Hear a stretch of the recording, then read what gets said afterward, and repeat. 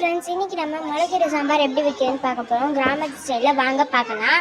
முளைக்கீரையில பூச்செல்லாம் இல்லாமல் க்ளீன் பண்ணி வச்சுக்கோங்க. கிராமத்தில் கிடைக்கிற முளைக்கீரை ரொம்ப டேஸ்ட்டாக இருக்கும். முளைக்கீரையை நல்லா க்ளீன் பண்ணி அரிஞ்சு வச்சுட்டோம். நல்லா சின்ன சின்னதாக அரிஞ்சு வச்சுக்கோங்க. வெங்காயம், தக்காளி, பச்சை மிளகாய் இதெல்லாம் அரிஞ்சு வச்சுக்கோங்க. மாங்காய் போட்டிங்கன்னா இது செம்ம டேஸ்ட்டாக இருக்கும். அதனால் நாங்கள் மாங்காய் போடுவோம் எப்போவுமே. புளியை தண்ணியில் கரைச்சி வச்சுக்கோங்க. தேங்காவை நல்லா துருவி வச்சு நல்லா அரைச்சி பேஸ்டாட்டம் எடுத்து வச்சுக்கோங்க.